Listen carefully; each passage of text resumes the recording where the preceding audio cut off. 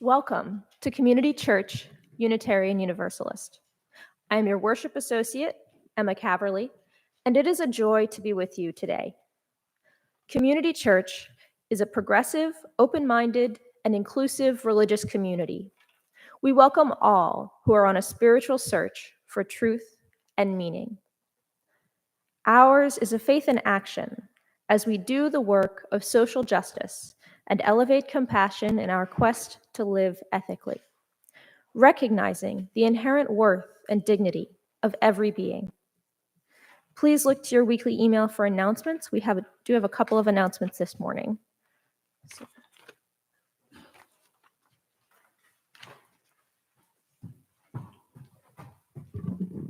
Hi, everybody. Nice to see everyone. Looks like the whole gang is together again. Quick update regarding pledge payments for year 2025. So those of you who made a financial commitment or a pledge to the church last fall, this applies to you. An update went out from Paige, our bookkeeper, during the last couple of weeks. You should have gotten an email from Paige Bro. And that's the customary sort of middle of the year, 2/3 of the way through the year update on how much of your pledge you've paid in 2025. So again, some people might have gotten their email last week. Some might have gotten it just in the last few days. She's kind of doing them one by one.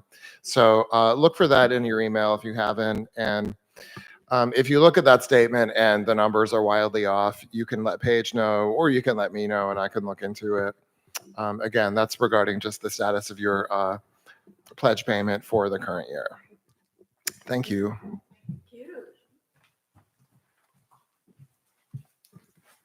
And then just a reminder that on August 29th, which is a Friday, CCUU is hosting the a recovery, reflection, and revitalization memorial to remember Katrina. So it's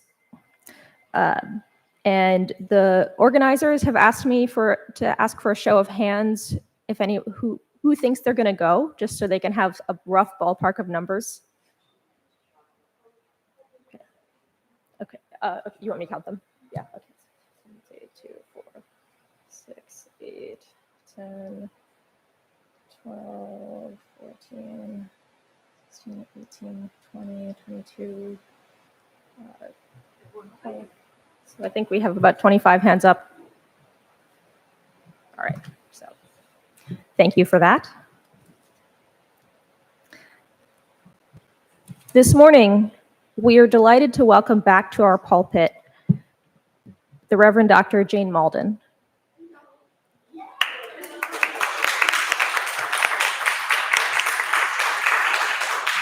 Reverend Jane graduated from Meadville Lombard, our Unitarian Universalist seminary in Chicago, many years ago. In the following decades, she has served UU congregations in Oregon, Nebraska, Alabama, and Louisiana. Jane was also the hospital chaplain at Touro Infirmary for 12 years, retiring from that position 3 years ago. She was the founding minister of the North Shore UU congregation, and then returned to serve that congregation as their consulting minister for 7 years. She retired from the North Shore congregation in 2022, which has freed up her time to enjoy her 3 children and 4 grandchildren, create mosaic art, and dig and plant in her uptown butterfly garden. Jane is delighted to be back with us today.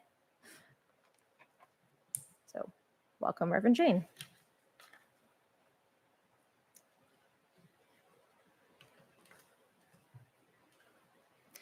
It is our custom to light a chalice, invoking hope and eternal truth to our worship. Please join us in singing the words of our chalice lighting. We light this flame. The words are printed in your order of service.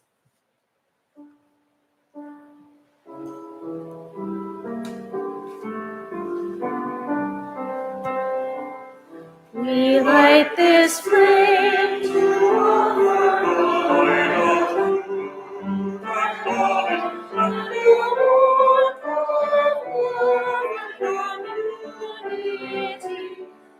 the fire of hope and commitment.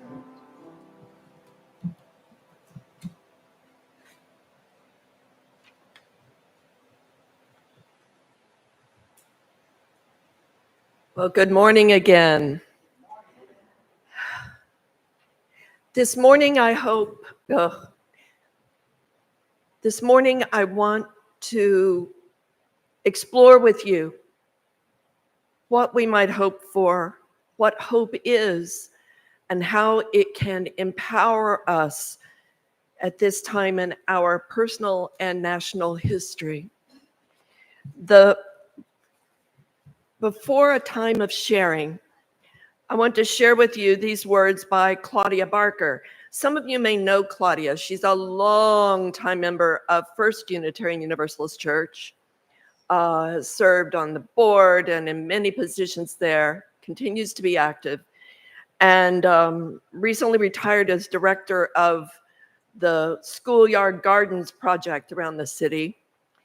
Claudia was also in the city news prominently several years ago when she spoke about, named, and reflected on publicly her abuse as a young teenager by a trusted teacher at her Catholic high school.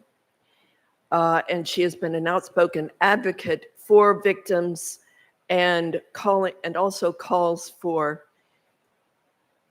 responsibility and truth-telling.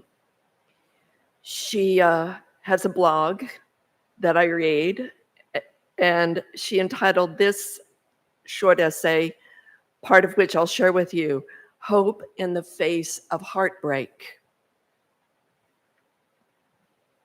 For me, most every day is a reset.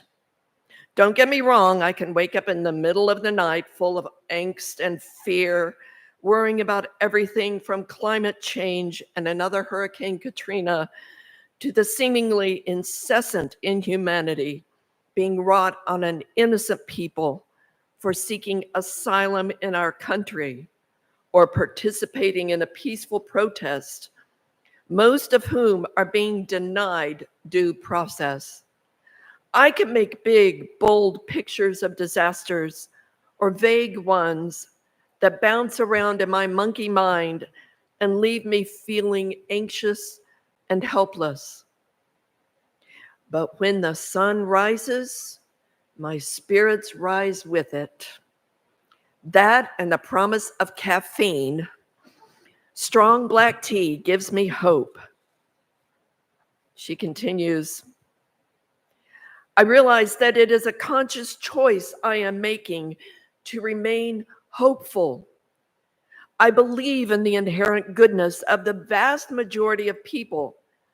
Some days I view this dark time as an opportunity to let that goodness shine like it did in the aftermath of Katrina, when people came together to rebuild New Orleans. Believe me, we could not have done that without help from our neighbors from Mexico and Honduras, who brought their energy, skills, and heart when our own government failed us. I hold on to those images of people protesting in the streets. I think of all those smart young people graduating from high school and college, looking forward to their lives. At least once a day, I find reason for hope in the face of despair. So Claudia finds hope when the sun rises. She finds hope in the young people protesting, in people in the streets. She shares that hope. And it would be a gift to all of us if you would reflect on what gives you hope in your life right now. And if you are willing, raise your hand and share that reflection with us. Yes.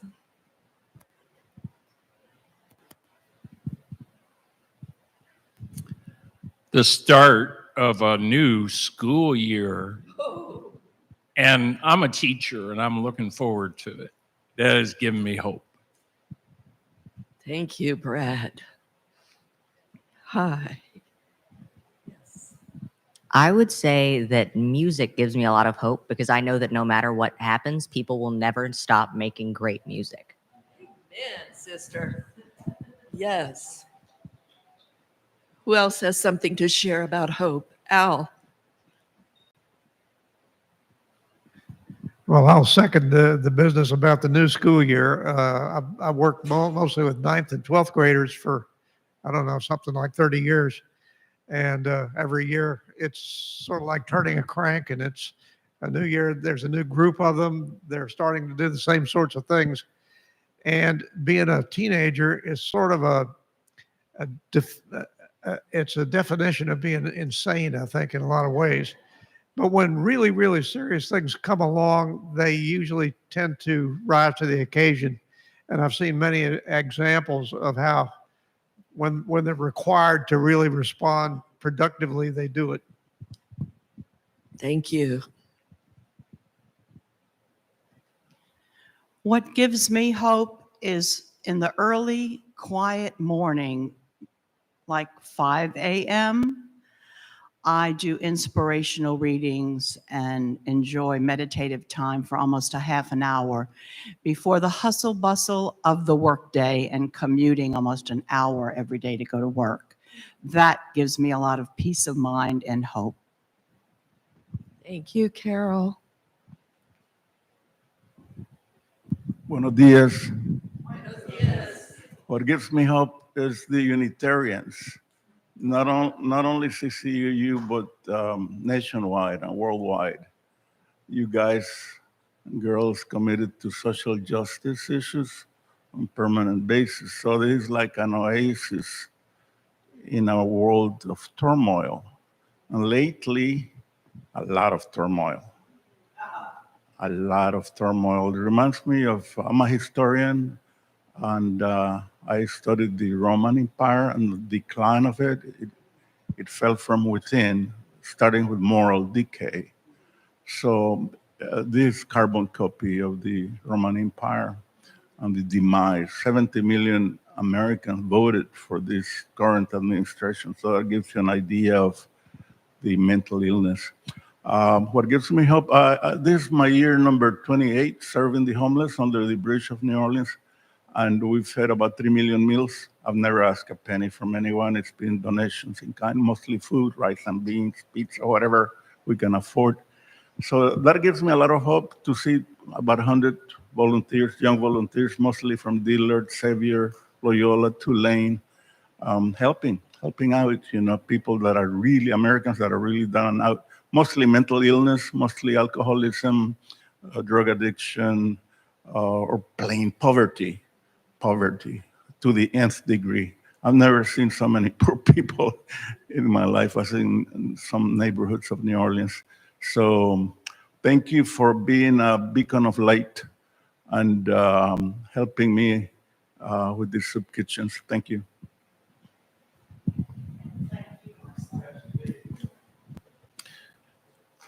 What gives me hope are very simple things.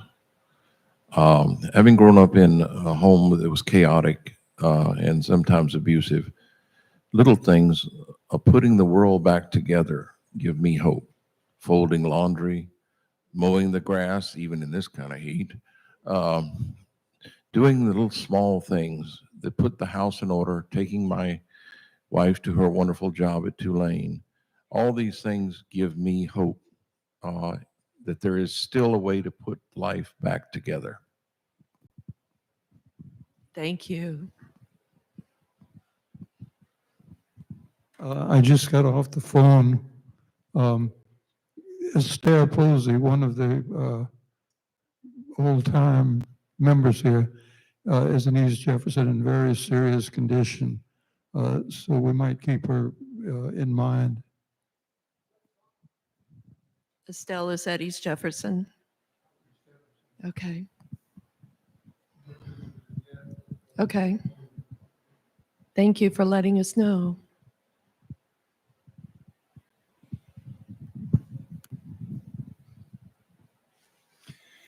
find hope in Together New Orleans, that communities and churches coming together have been able to accomplish a lot. The Community Lighthouse and our recent meeting, preparing to meet with the candidates and telling them what the city needs from them.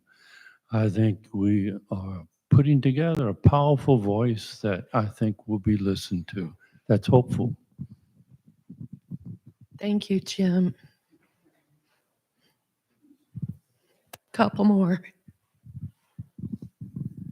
There's a quote by the abolitionist William Lloyd Garrison that I come back to again and again when I need hope. And he said, "I will be as harsh as truth, as uncompromising as justice. On this matter, I do not wish to think or speak or write in moderation. I am in earnest. I will not equivocate. I will not retreat a single inch, and I will be heard." Whoa. All right. And I saw one back here. So I find hope with my grandchildren, how smart and humorous they are. For example, my granddaughter, who's 5, was having an argument, and her brother was with her. They were saying, "I hate dogs." And I thought, well, that's kind of extreme. I said, "Really? You hate dogs?" "Yeah, I hate dogs." I said, "Well, what if you had a choice between," this is the 5-year-old daughter, granddaughter, "what if you had a choice between a skunk and a dog?" She said, "I'd get the skunk and have him spray the dog." There is hope with such creative thinkers among us. For all those sources of hope shared and the many not shared, we are so grateful.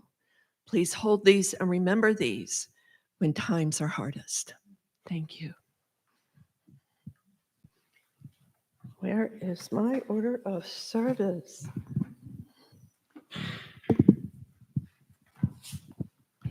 Let us sing for the children of the world. Go now in peace, go now in peace. May the Spirit of Christ surround everywhere you may go.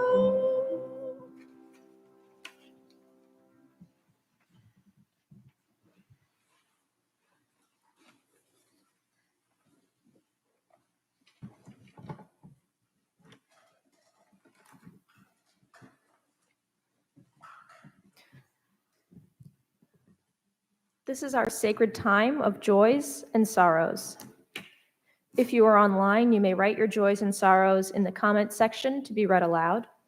In person, you may write them on one of the cards being passed out by our greeters. Please remain seated as we sing our hymn, which is number 346 in the gray hymnal, "Come Sing a Song With Me." That's 346.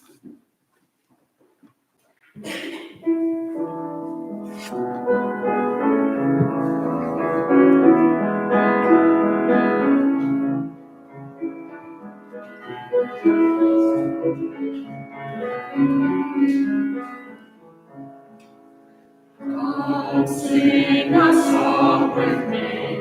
Come sing a song with me. Come sing a song with me, that I might know your mind. And I'll bring you home when home is hard to find. And I'll bring a song of hope and a rose in the winter time. Come dream a dream with me. Come dream a dream with me. Come dream a dream with me, that I might know your mind. And I'll bring you home when hope is hard to find. And I'll bring a song of hope and the rose in the winter time. Come walk in rain with me. Come walk in rain with me. Come walk in rain with me,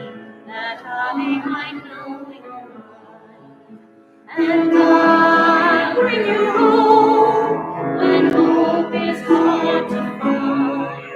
And I'll bring a song of love and the roses in the winter. Share a rose with me. Come share a rose with me. Come share a rose with me, that I might know your mind. And I'll bring you home when hope is hard to find. And I'll bring a song of love and the rose in the winter time.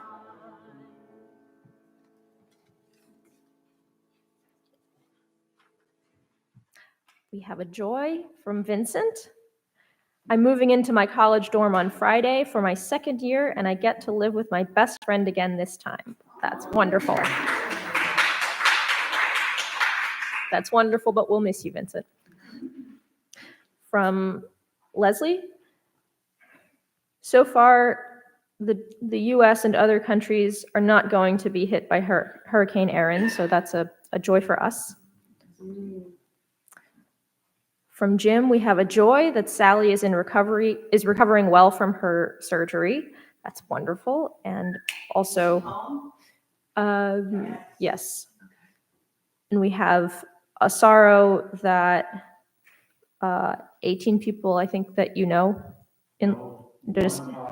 one of 18 people in Louisiana have COVID. Goodness me. And then we have one more from Liz.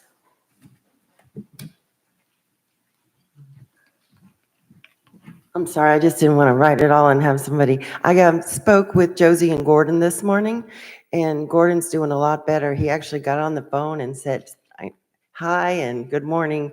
So he's doing better. He's still in the hospital getting PT, but he sends his love, and he's doing a little better. So that's good.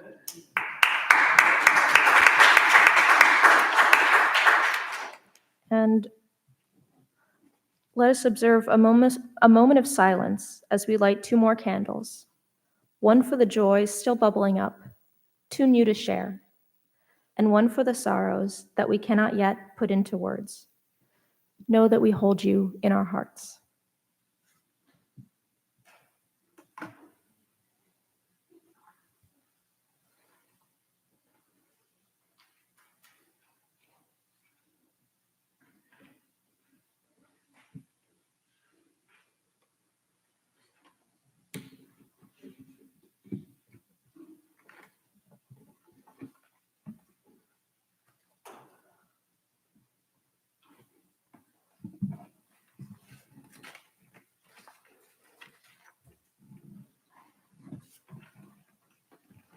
I have 2 readings before the sermon.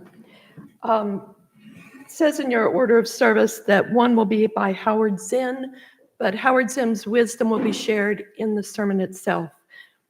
So the first reading is the poem by Emily Dickinson, Hope is the Thing with Feathers.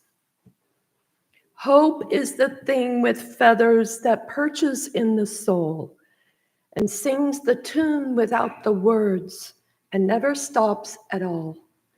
And sweetest in the gale is heard, and sore must be the storm that could abash the little bird that kept so many warm. I've heard it in the chillest land and on the strangest sea, yet never in extremity it asked a crumb of me.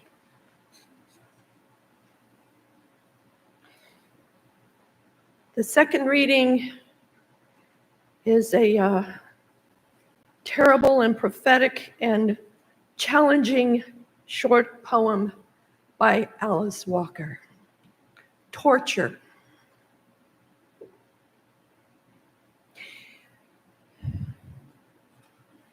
When they torture your mother, plant a tree. When they torture your father, plant a tree. When they torture your brother and sister, plant a tree. When they assassinate your leaders and lovers, plant a tree. When they torture you too bad to talk, plant a tree. when they torture the trees and cut down the forest they have made, start another. Thus end the readings. And I thank you for the trust that you have given to me that I could share that poem with you.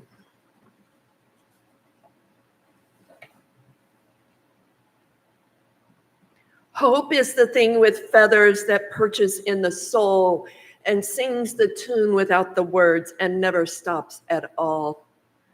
Hope, so fragile, so airy, feathered, without words, just a song, a presence, the breath of possibilities, yet persistent, determined, courageous. I want to hope. I want to dream. I want that beautiful little bluebird to keep singing in my heart through the darkness. Like Tommy Dorsey sings, when the darkness appears and the night draws near, and the day is part and gone. At the river I stand, guide my feet, hold my hand, take my hand. Precious Lord, lead me home. That little bird sings to me, it sings, believe there is something at the river for you at the end of the day. It sings, when you are deep in the valley of the shadow of despair, there is reason to look up, to keep going.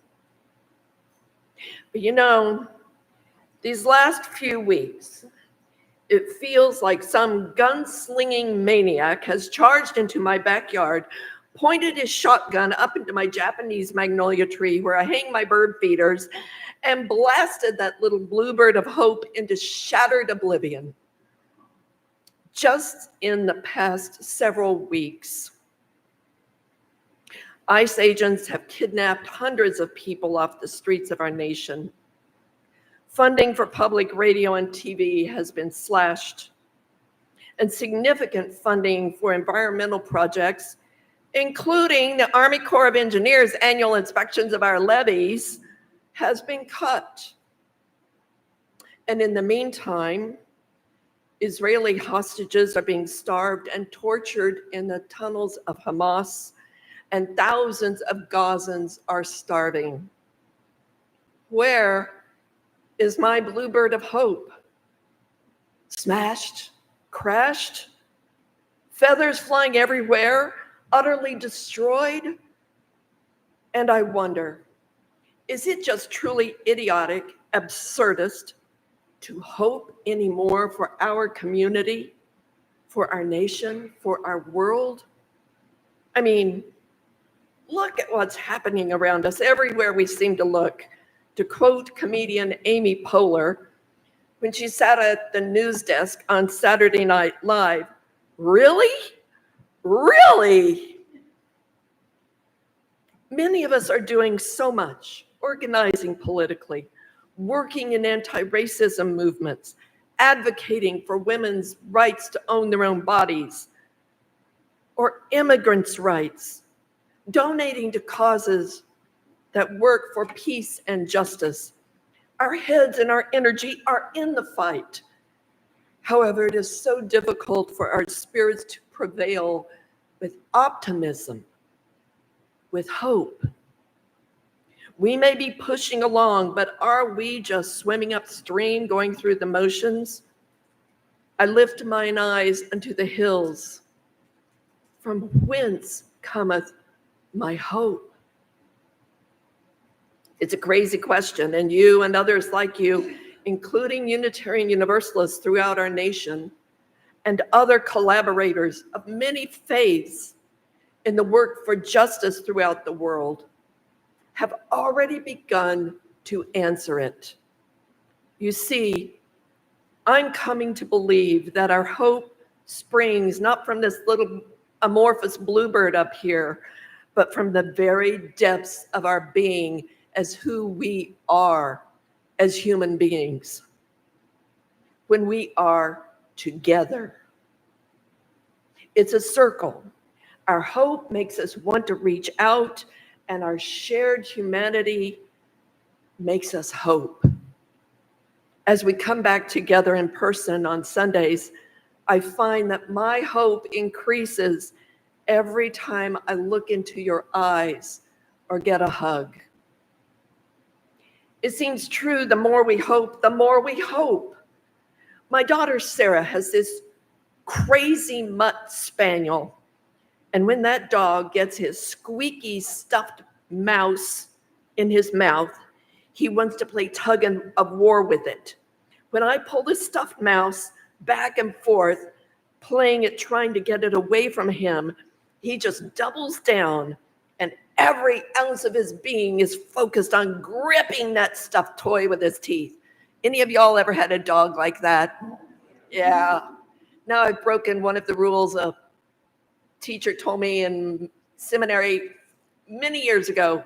Don't say the word dog in a sermon, because then everybody will think about their own dog and you'll lose them for a minute. So, okay, think about your dog. Now we're back. That determination is hope. It just doesn't give up. It's not absurd. It's not unrealistic. And just a little hope makes more hope. And sometimes it's not just our mental health, but also our lives depend on it. There's a story of a Jewish woman in a Nazi concentration camp. Every day, she walked a muddy path with other prisoners to where they did hard labor building a road. And every day, coming and going, they passed a house with 2 pots of geraniums out front. This woman kept hope alive in herself by saying, "We'll get to see the flowers. We'll get to see the flowers." Hope is absolutely, totally tenacious. Hope keeps us alive. Hope is who we are. And when we don't hope, we may just cease to be. Alice Walker echoed this determination to use hope as a means to survive the greatest horrors life could ever throw at us. When the very worst happens, plant a tree. There is hope in the future if we will commit to it. Thus, I believe that this is a central task for us as a spiritual people, to find that hope, to nourish that hope in each other, as you have been doing this morning. I can affirm that my church communities have made a difference in my life, and that in times of deepest despair, to know there is a community of faith, of people who hold out hope for me when there seems to be no hope left in living, well, it has made a difference. Mother Teresa told the story of the time she took rice to a starving family someone had told her about. This family had not eaten in days. Mother Teresa could see the emaciation of the parents, the hunger in the hollow eyes of the children. When she handed the rice to the mother, the woman divided it into 2 parts and started to leave the room. "Where are you going?" Mother Teresa asked. The woman said, "Next door, they are hungry also." That fragile flame of hope is burning in a cup of rice. The flame is kept alive by that people like that woman. The amazing thing is that when we share our hope, we do not diminish our own. By sharing our hope, we multiply our own many times over. In his great masterpiece, The Divine Comedy, the poet Dante wrote these words above the entrance to the Inferno: "Abandon all hope, ye who enter here. I used to think those grim words were placed there to add further misery to sinners doomed to everlasting torment. Faced with the prospect of endless pain, they were being denied even the solace of hope. But on further thought, I agree with the Reverend David Rankin, who writes, I wonder if the purpose of the words might have been to protect hell itself, protect against hope. Those who entered were told to leave hope behind, because if even a spark began to glow, all the darkness of hell would not be able to put it out, and hell could be hell no longer. Hope changes our world. I am discovering hope again and again recently in stories and videos from across our nation and the world. Thousands of people marching and chanting in the streets of Washington, D.C. and Anchorage, Alaska. Have you seen the newsreels of the past couple of days? It's not being carried on CBS, ABC, and NBC, but if you look beyond those, you'll see thousands of people have been marching the last couple of days in Los Angeles, San Diego, DC, and elsewhere. Citizens across the nation standing up to ICE, targeting their cars and actions. Lawyers, especially ACLU lawyers, challenging unjust actions in court. Artists and musicians leading protests around the world, including Scotland, thank you very much, and the Cotswolds. The thing with feathers, perches, vibrates and sings, despite all the maniacs blasting shotguns and missiles at it. And it doesn't stop at all. In the horror, in the streets full of soldiers, hope sings. We live in a time in history during which it would be so easy to cave into despair, but we dare not. I might have despaired at one time. I did despair at one time.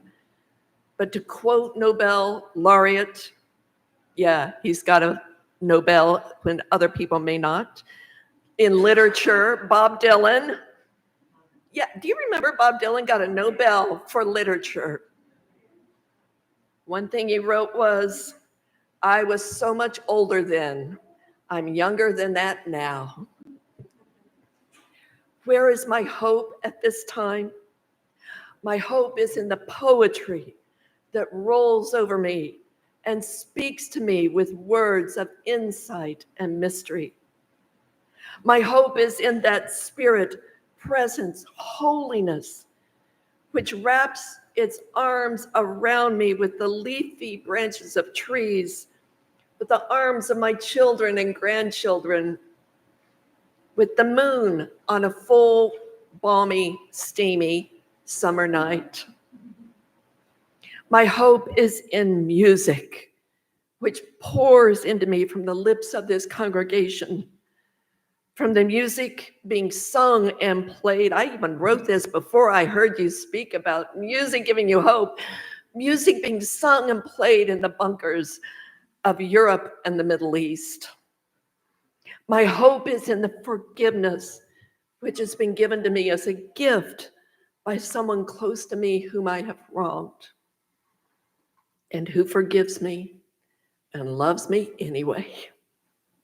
That gift of forgiveness, pure, cleansing, like the white snows of the north on the dark ground of winter.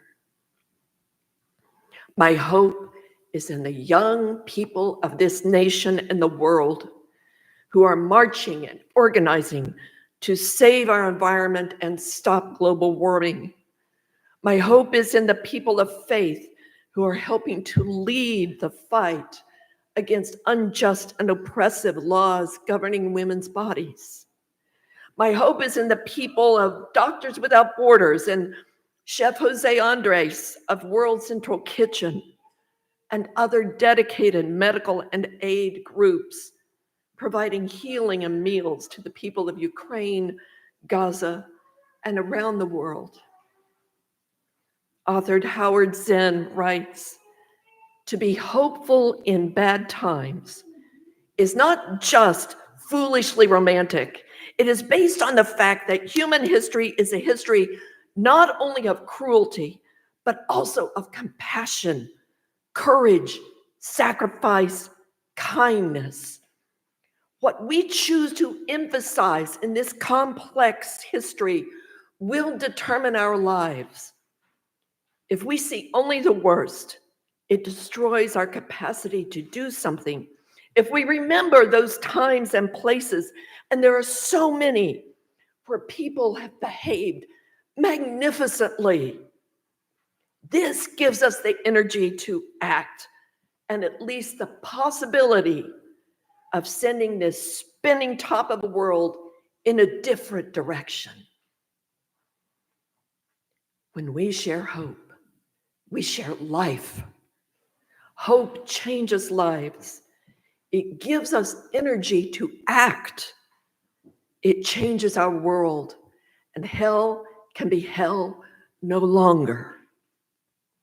So when that gun-toting, mud-slinging, crazy guy shows up in your backyard about to blast away your bluebird of hope, hold on to this.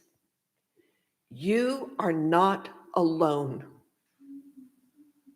And you are not the first to be tempted, to be seduced almost by relentless despair. But don't give in. That bird of hope is immortal. It has sung through the generations, through times of starvation and war and grief and imprisonment. And it sings the song without any words for you right now. Don't give up on it. This is our time to keep listening to the tune and playing the tune for others, to carry it in our hearts at this time in history, to live it in our lives and never stop at all. Amen.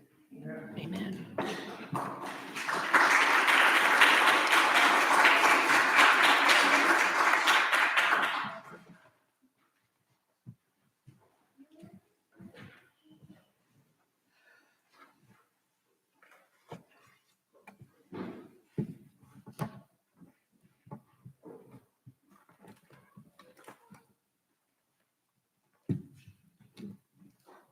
Community Church Unitarian Universalist is a self-sustaining congregation. Members and friends' generosity help us do the sacred work of bringing justice, spirituality, and compassion to our community and beyond. You can give online, by text, or in person this morning. Please see the information on the back of your order of service for giving by text. You may remain seated for our hymn, which is hymn 1008 in the teal hymnal. That's 1008 in the teal hymnal.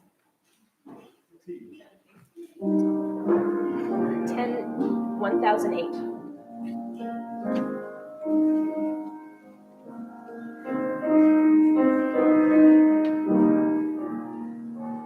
When our heart is in a holy place, when our heart is in a holy place, we are blessed with love and amazing grace. When our heart is in the holy place, when we trust the wisdom in each of us, every color, every creed and line, and we see our faces in each other's eyes, then our heart is in a holy place. When our heart is in a holy place, when our heart is in a holy place, we are blessed with love grace, when our heart is in a holy place.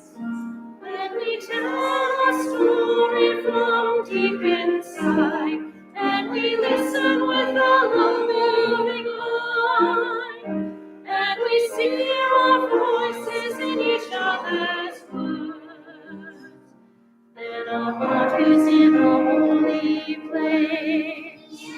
When our heart is in a holy place, our heart is in a holy place. We are blessed with love and amazing grace. When our heart is in a holy place. When we share the silence of sacred space, and the God of all answers within, and we feel the power of each other's faith, then our heart is in a holy place.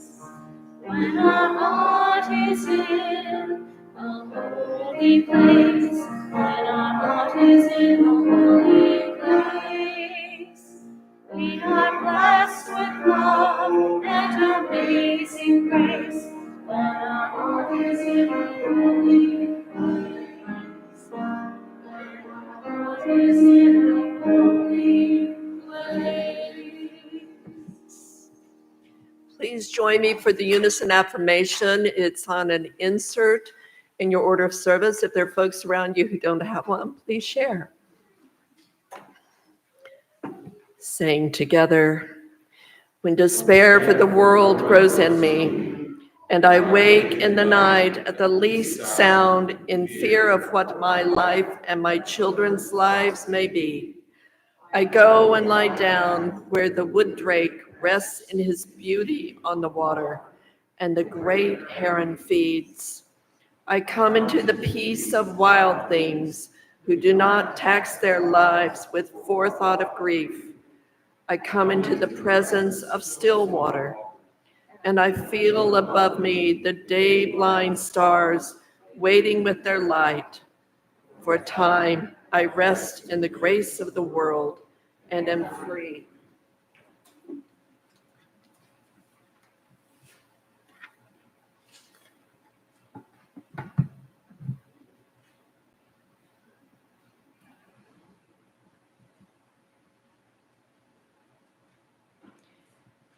Take courage, friends. The way is often hard, the path is never clear, and the stakes are very high.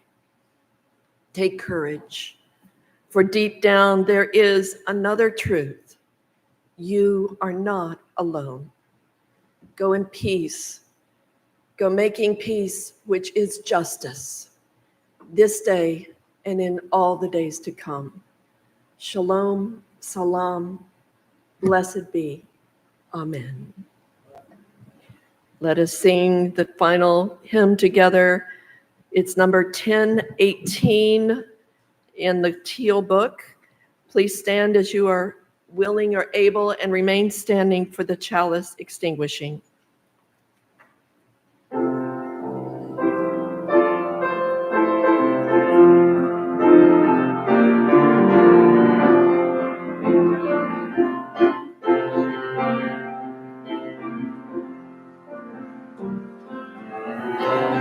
Go with to that land. Come and go with me to that land.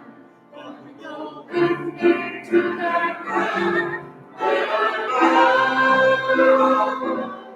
Come and go with me to that land. Come and go with me to that land. Come and go with me to that land where I belong. There'll be freedom in that land. There'll be freedom in that land. There'll be freedom in that land where I belong. There'll be freedom in that land. There'll be freedom in that land. There'll be freedom in that land where I belong. Justice. There'll be justice justice in that land. There'll be justice in that land. There'll be justice in that land. Where I go. There'll be justice in that land. There'll be justice in that land. There'll be justice in that land. Where I go. Singing. There'll be singing in that land. There'll be singing in that land. There'll be singing in that land. Where I go. There'll be singing in that land. There'll be singing in that land. There'll be singing in that land. Where I go.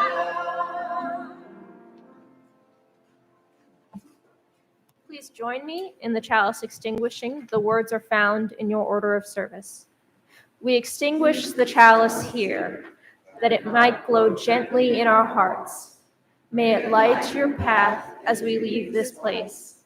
May it guide your way until we are together again.